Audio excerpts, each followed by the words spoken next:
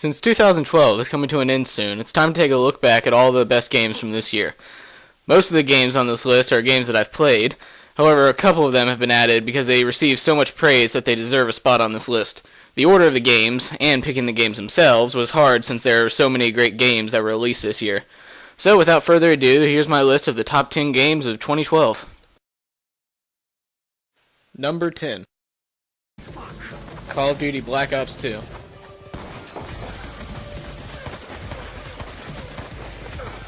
I'm not a big Call of Duty fan. In fact, my interest in the series has gone down over the years. But I have to give credit to Treyarch for adding much-needed improvements to the series, although the unbalanced multiplayer still holds the series back from being the best shooter, or even just one of the best. The main reason I stopped playing the Infinity Ward games and only bought Treyarch's Call of Duty games is for the stories and zombies. And boy, did they deliver with this one. For the first time ever, you actually have choices in the story with multiple paths and endings, and the Zombies mode received a larger number of zombies, 4v4 grief mode, and the first open-world zombie map. Black Ops 2 is a great game, but the repetition of the Call of Duty franchise, the long outdated engine, and the game catering to people using cheap ways to kill holds it back on this list. No matter how solid the story and zombies are, the multiplayer holds the full package back.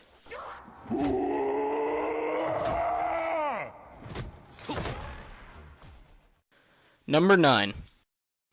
Far Cry 3. You ever think you're crazy, huh?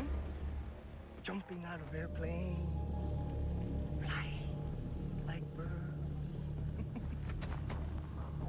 That is crazy.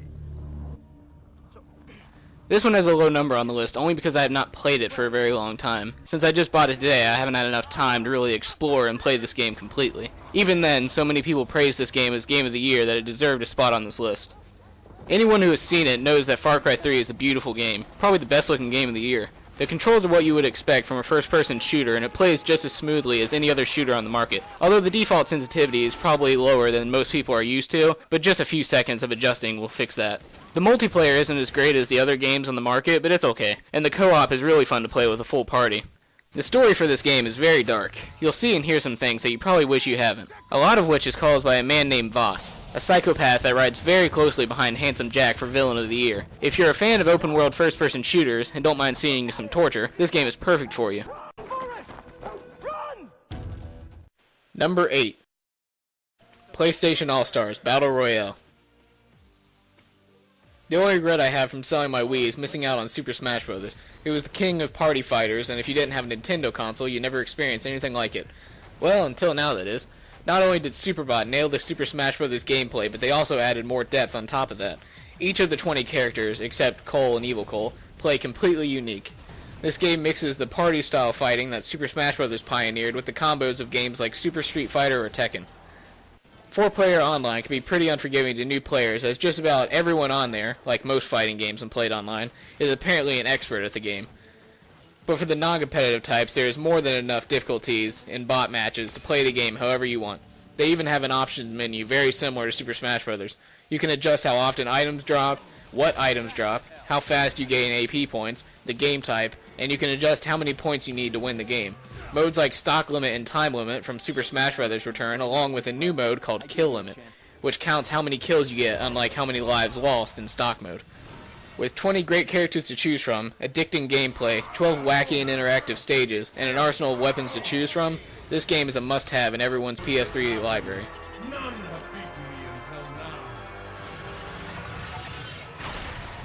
Number 7. Little Big Planet for the PlayStation Vita.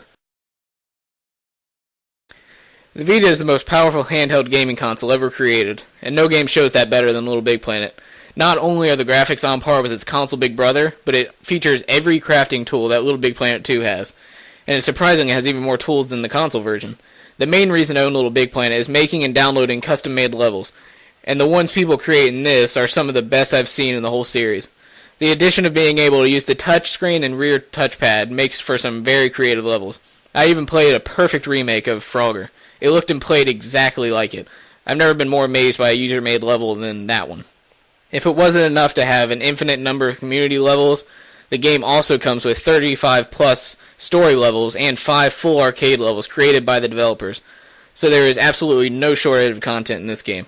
It's amazing after several months of the Vita's release, a game like this gets created. It makes me very hopeful for the future of the console. The amazing graphics and content packed in this game earns its spot on this list.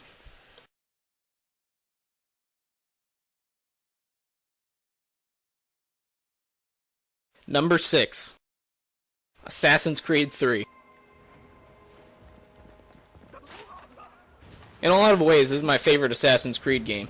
It certainly is the biggest and most impressive engine used to date. The graphics look amazing, the weather changes, random people on the street interact with each other, and the game can handle over 1,000 people on screen at once. This leads to some pretty epic set pieces, although some of the battles aren't as exciting as the trailers make them look. The best addition to this game, in my opinion, is the naval battles.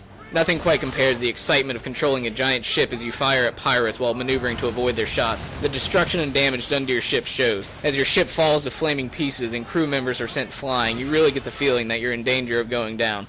You can upgrade your ship as well. That includes armor, more cannons, more responsive control, and multiple cannonball types to take out specific ships. The multiplayer in this game is better than ever. Not only did they improve everything from before, but they also added new game modes. The story this time is great. It may not be the best in the series, but it certainly isn't the worst. This game would have a higher spot on the list if it wasn't for the ending. It was the most lackluster and playing it safe ending I've seen all year. They build up this big event over 5 games and they don't even show it. All they did is give a cliffhanger to the next Assassin's Creed game. I hate that. I would rather have the story wrap up than having Ubisoft basically make me buy the next game to see the real ending to Assassin's Creed 3. I would like to give this a higher spot on the list, but after such a poorly executed ending, I can't bring myself to do it. Number 5. XCOM Enemy Unknown.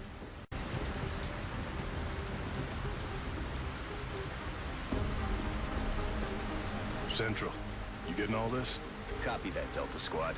This is another game that I haven't really spent too much time with, but I have tried the demo and I heard enough praise for it to be put on the list. Even though I'm not a big fan of turn-based strategy games, I had a really fun time playing it. The amount of strategies and options during a fight gives you room to do just about anything. Playing it safe, however, is usually the best way to go, because if one of your characters die, they die forever. Everything you did with that character is gone for good, so rushing out into battle might not be the right choice. It's always best to keep a diverse squad. Having each character play a specific role is the best way to survive. For example, having a heavy soldier with his rocket launcher to take out tougher enemies, and a sniper to take out enemies from a safe distance.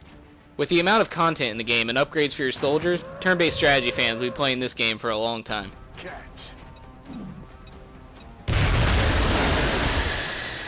Number 4. The War Z.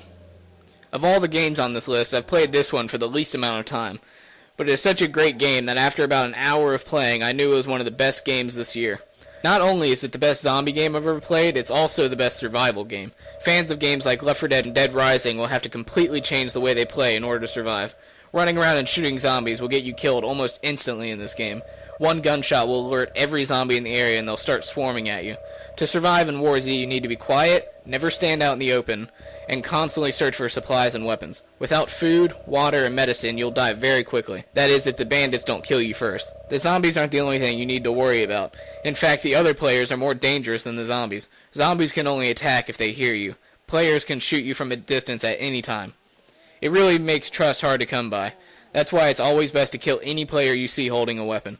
It sucks being killed in this game because every item you're holding is lost, and sometimes you'll kill a completely innocent person, but it's always better to be safe and kill before you're killed. The good news is there are safe zones where you can't be killed and you can store your items away, so not all of your items are lost for good.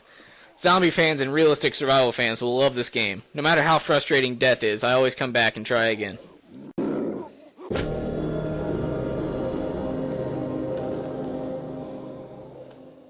Number 3. The Walking Dead. Yeah, this might actually go smoothly. While War Z is the best survival zombie game I've ever played, The Walking Dead is the best story-driven zombie game I've ever played. This doesn't play like your typical zombie game, so don't come into it expecting non-stop action. The thing that makes everyone love this game is the story. It has one of the best video game stories you'll see all year. The amount of choice in this game is incredible. Depending on what you do throughout the 5 episodes, your game could look completely different from someone else's. While the game mostly plays as a point-and-click style adventure game, there are some pretty awesome action moments, some of which even go into the first person and let you shoot zombies. You will smile, you will laugh, you will get angry, you will jump in your seat, you will question what choices are the right ones, and most likely you will cry. There are some pretty heart-wrenching moments in this game. The floodgates will surely be released during the ending. But that's what makes The Walking Dead so amazing. It takes you on this emotional roller coaster that you don't find in games very often. After completing this game, I started hoping that a sequel is coming. And with the heavily positive review this game received, I have no doubt that one is coming. If you're a fan of The Walking Dead or zombies, and don't mind shedding a few manly tears, this game is a must-have and definitely earns its spot on this list. Get her the hell out of here. I'll catch up with you. Number 2. Borderlands II. When the original Borderlands came out, it was my favorite game of the year. It had gameplay that was completely unique to the other first-person shooters. Borderlands 2 is no different. It does everything the original did and more. The original Borderlands broke a record for the most guns in one game, while Borderlands 2 scrapped all of those guns and even made more guns. The characters are just as unique and useful as they were in the first game. In fact, I actually like them and their abilities better. As it stands right now, there are 5 characters to choose from, including the DLC character Gage the Necromancer. There's a character in this game to fit everyone's playstyle. While the original didn't really have a story, this game has a great one. That's mainly due to the hilarious and amazing voice acting in the game. Handsome Jack is the main villain in this game, and he's easily the best villain of the year. Sometimes you'll be laughing at the hilarious things he says, and other times you'll be wanting to kill him. There's even a part where you start feeling for Jack. That is until the very next scene. Then you're back to wanting to kill him. This game is perfect first-person action, great RPG elements with a skill tree that completely changes your player, funny characters, and some of the best writing you'll see this year. There's more comedy gold in this game than you'll find in a stand-up act. Fans of first-person shooters, and open world, RPGs, loot fests, and co-op gamers will all find something here to enjoy. This game would easily earn the Game of the Year title if it wasn't for the next game on the list.